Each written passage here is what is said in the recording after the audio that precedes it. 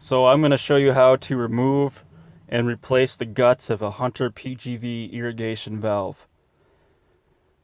Now before you open a valve, you want to shut the water off for the irrigation line. Either shut it off inside or outside. Don't open the valve with the water on. Otherwise water will come flushing out. Now this is a Hunter PGV valve. You can buy these at Site 1 in Medina, and I'm sure there are other retailers that carry them. They're pretty popular. So step one is you want to remove this electric solenoid on top, and these wires will probably be connected to an irrigation wire in the ground. That's fine. Just remove this. You won't get electrocuted or anything. Take the solenoid off and set it aside, and now you'll have this part of the valve to work with. And then the second step is to remove these bolts. You can use a Phillips head screwdriver, or you can use a 5/16 it says. You can't read it because it's shining in the video.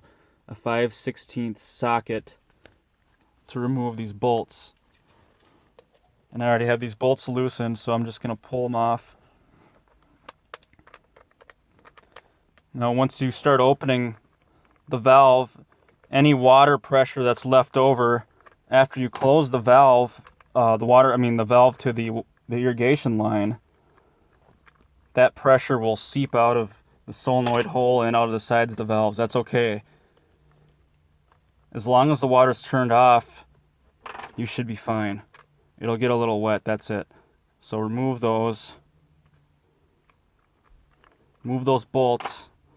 Now you kind of have to work the top of the diaphragm off, and it just pops off like that. See? Now there's three important parts in here that you're going to need to replace.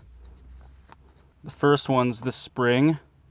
That can get covered in rust, and that will cause the valve to stick open sometimes. The second part is this rubber diaphragm right here.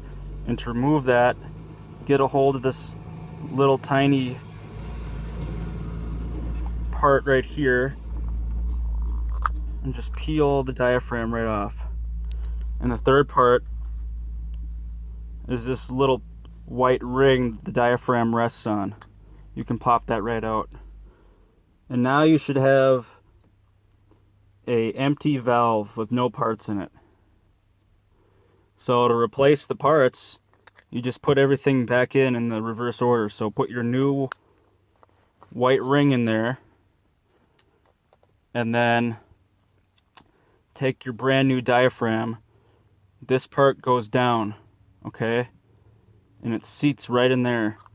And what you want to do is take that tiny little thing hanging off and tuck it in to this hole right here. Tuck it into that hole. Just push it in. Make sure the diaphragm's nice and situated.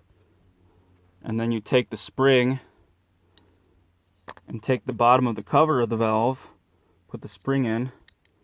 If you bought an entirely new valve, the spring will already be in there and you don't have to replace anything.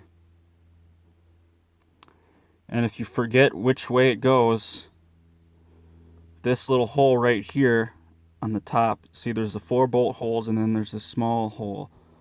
That small hole goes right on top of that tiny part right there. Gets situated right on top. And then what you do is you put all your bolts back in.